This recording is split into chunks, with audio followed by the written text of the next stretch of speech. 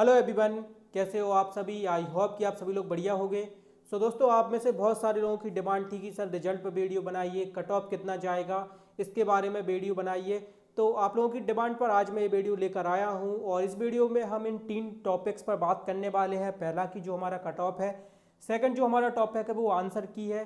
देखो, आपको अगर नहीं पता तो मैंने जो आपका पेपर हुआ था 2 तारीख को JEE का, 3 तारीख को आपका नीट और क्लैट का, तो उन तीनों पेपरों का जो सॉल्यूशन है वो यूट्यूब पर डाला हुआ है।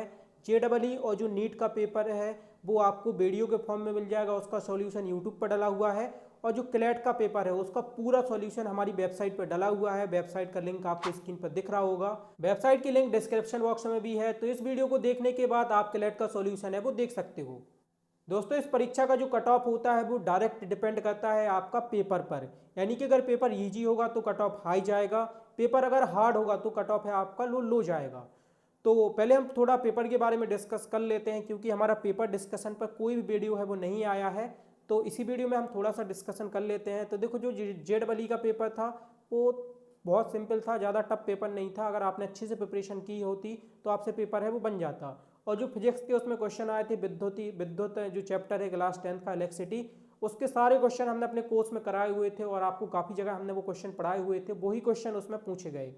और पेपर आपका बहुत सिंपल आया था। जबकि नीट वालों का पेपर तो और ही ज़्यादा सिंपल आया था, क्योंकि जिन बच्चों ने JEE के पेपर को पढ़ लिया था उसी से बहुत सारे क्वेश्चन, कम से कम 5 से लेकर 10 नंबर के क्वेश्चन आपके नीट के पेपर में पूछे गए हैं, वही क्वेश्चन सेम।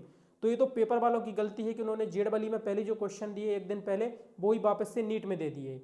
तो जिन बच्चों ने JEE का पेपर, जो बच्चे पढ़ के गए थे, उनको तो 5 से 10 नंबर है वो फ्री के मिल गए और उनको मेहनत भी नहीं करनी पड़ी। तो कभी कभी ऐसा आपका भाग गया, आप किस्मत बोल सकते हो, जिससे आपको फ़ायदा हो जाता है। तो जिन बच्चों ने JEE का पेपर पढ़ा था, सॉल्यूशन आपको मिल ही गया था, हमारे द्वारा आपको 2 तारीख को ही सॉल्यूशन दिया गया था।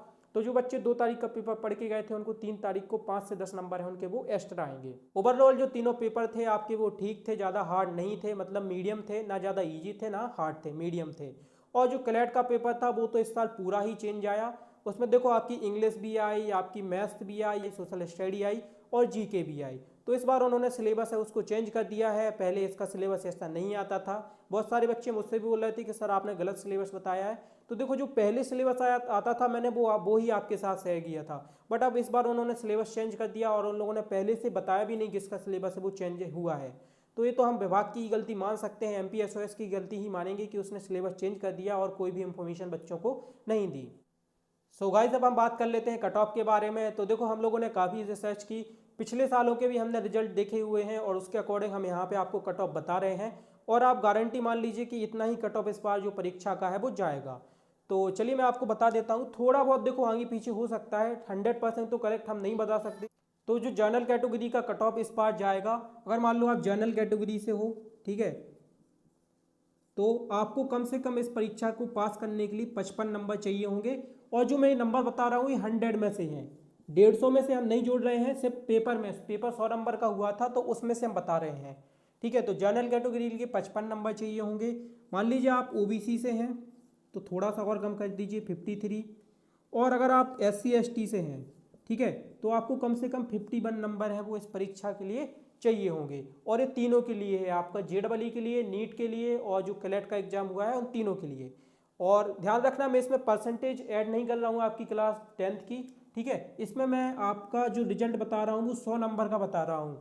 और मुझे लगता है कि इस बार जो कक्षा 10वीं की परसेंटेज है वो इसके रिजल्ट में नहीं जोड़ी जाएगी, क्योंकि देखो इस बार जो परसेंटेज है उसका कोई भी क्राइटेरिया नहीं रखा गया था। कोई भी बच्चा, चाहे उसकी कितनी भी परसेंट हो, वो पास बस हो कक्षा 10वीं में, अब वो इस परीक्षा को दे सकता था। तो इस बार भी आपका जो परसेंटेज है कक्षा 10वीं की वो नहीं जोड़ी जाएगी, मुझे ऐसा लगता है। और पिछले साल भी नहीं जोड़ी गई थी। तो आपका जो सिलेक्शन होगा वो 100 में से जितने नंबर आएंगे उसके आधार पर होगा। हाईएस्ट जो नंबर जाएंगे वो आपके जाएंगे 75, ठीक है, तीनों परसेंट के 75 जाएंगे, तीनों एग्जाम्स के, क्लैट, नीट और JEE का। तो कम से कम अगर आपके इतने नंबर हैं, ठीक है, तो आपके चांसेस हैं। तो वीडियो को पूरा जरूर देखना, लास्ट में मैं आपके साथ एक और इम्पोर्टेंट चीज़ है वो शेयर करूंगा। बट उससे पहले हम समझ लेते हैं आंसर की। तो आपको कैसे पता चलेगा कि आपके पेपर में कितने नंबर आ रहे हैं, 50 नंबर आ रहे हैं, 60 नंबर आ रहे हैं, 55 नंबर आ रहे हैं, या फिर जितने भी नंबर हो। तो देखो, उसके लिए आपको क्या करना है, आपको जो पेपर आप करके आए हो आपको पता है, ठीक है, आपने कौन कौन से टिक किए हैं, इतना सभी को याद रहता है। सो उसके बाद आपको क्या करना है, हमारे द्वारा आपको यूट्यूब पे JEE और जो नीट का पेपर है उसका सॉल्यूशन प्रोवाइड किया गया है, और क्लैट का जो सॉल्यूशन है वो आपको हमारी वेबसाइट पे मिल जाएगा। वहाँ पे आप सारे क्वेश्चन देख सकते हो और उनको मैच कर सकते हो कि आपका पेपर है वो कितने नंबर का गया है। तो फिर आप डिसाइड कर सकते हो कि आपका सिलेक्शन है वो होने के चांसेस हैं या फिर नहीं है। अब जो हमारा तीसरा पॉइंट है वो है रिजल्ट, और ये सबसे ज़्यादा इंपॉर्टेंट है। बच्चों ने जैसे ही पेपर दिया तुरंत मेरे पास मैसेज आने लगे थे कि सर रिजल्ट कब आएगा। तो मैंने कुछ बच्चों को तो मैंने बोला भी कि अभी पेपर तो हो जाने दो, अभी पेपर चेक करने के लिए कॉपियाँ भी नहीं गई होंगी, तो मैं इतनी जल्दी रिजल्ट क्यों पूछ रहे हो, है ना। सो बच्चों को उत्सुकता रहती है, उनकी भी गलती नहीं, उनको लगता है जल्दी पेपर हुआ जल्दी रिजल्ट आ जाए। तो देखो जो आपका पेपर होता है वो OMR सीट पर होता है, OMR सीट मशीन से चेक होती है, बहुत ही कम टाइम लगता है और उनमें गलतियां भी नहीं होती हैं। आपके जो एक्चुअल में नंबर होते हैं वो ज़्यादा सही से आते हैं। अगर कोई मान लो कोई टीचर कॉपी चेक करता है तो उससे हो सकती है गलतियां हो जाए, बट OMR सीट में कभी भी गलतियां हैं वो बहुत ही कम होती हैं, कम चांसेस होते हैं।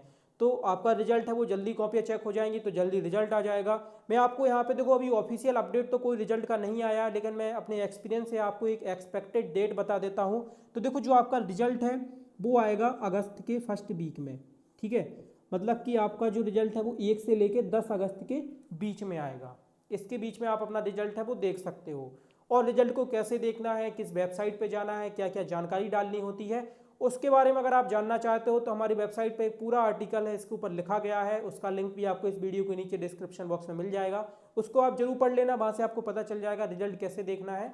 और भी बहुत सारी चीज़ें हैं वो आपके साथ वहाँ पे शेयर की गई हैं, तो वेबसाइट पे एक बार जरूर विजिट कर लेना। अब कुछ बच्चे ऐसे हैं जिन्होंने अभी तक 11वीं में एडमिशन नहीं लिया है, उनका मानना है कि उनका सुपरिटेंडेंट में सिलेक्शन हो जाएगा तो वो अभी एडमिशन क्यों लें।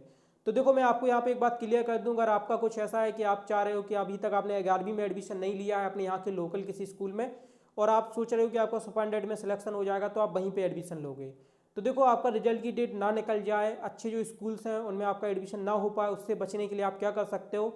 मैं आपको यहाँ पे एक सिंपल सा तरीका बताता हूँ, बिल्कुल ध्यान रखना, ठीक है, ध्यान से सुनना। और यही हमारी प्रो टिप है जिसके बारे में मैंने आपको वीडियो में बताया था। तो अगर आपके नंबर किसी भी कैटेगरी से हो, जनरल, OBC, SC ST, 50 से ज़्यादा नंबर आ रहे हैं तो अभी एडमिशन मत लो, ठीक है। अगर 50 से ज़्यादा नंबर हैं तो एडमिशन मत लेना, लेकिन अगर 50 से कम नंबर है तो आप भैया एडमिशन ले लो। ऐसा मत करना कि आपका सुपर 100 में भी ना हो और फिर आपको किसी स्कूल में भी एडमिशन ना मिल पाए, मतलब आप दोनों तरीके से जाओ। तो ऐसा मत करना, 50 से कम नंबर आ रहे हैं तो किसी स्कूल में एडमिशन ले लेना, 50 से ज़्यादा नंबर आ रहे हैं तो एडमिशन के लिए आप वेट कर सकते हो, कोई प्रॉब्लम नहीं आएगी, क्योंकि आपके एडमिशन सिलेक्शन होने के चांसेस हैं।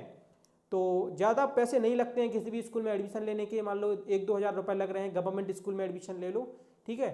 और मान लो आपका सुपरिटेंडेंट में हो गया सिलेक्शन तो फिर वहाँ से एडमिशन अपना कैंसिल करा लेना। और आपको फिर भोपाल में तो पढ़ना है, भोपाल में आपको अगर भोपाल आपने सेलेक्ट किया होगा, भोपाल आपको मिला होगा तो आपको सुभाष में एडमिशन मिल जाएगा। इंदौर आपने सेलेक्ट किया होगा तो आपको मल्हार आश्रम में एडमिशन मिल जाएगा, वहाँ पे आप 11वीं-12वीं की पढ़ाई भी करोगे और सुपरिटेंडेंट की कोचिंग भी करोगे, ठीक है। तो अभी के लिए फ़िलहाल में आप किसी भी स्कूल में एडमिशन ले सकते हो, बट ऐसा मत कर लेना कि आप फिर कहीं के ना रहो, ना सुपरिटेंडेंट में सिलेक्शन हो और ना ही आपका जो स्कूल है 11वीं का वो ना मिले। सो आई होप दोस्तों आज का वीडियो आपको पसंद आया होगा। इसी तरीके के और वीडियो देखने के लिए आप लोग चैनल को सब्सक्राइब जरूर कर लेना। और मैं चाहता हूं कि इस चैनल पे जल्दी से जल्दी हमारी जो 20,000 स्टूडेंट्स की फैमिली है वो कंप्लीट हो जाए, क्योंकि बताने में भी सबको अच्छा लगेगा कि मेरे साथ 20,000 जो बच्चे हैं वो पढ़ रहे हैं। सो सभी लोग चैनल को सब्सक्राइब कर लेना, सभी लोगों से रिक्वेस्ट है जितने लोगों ने भी अभी तक चैनल को सब्सक्राइब नहीं किया है।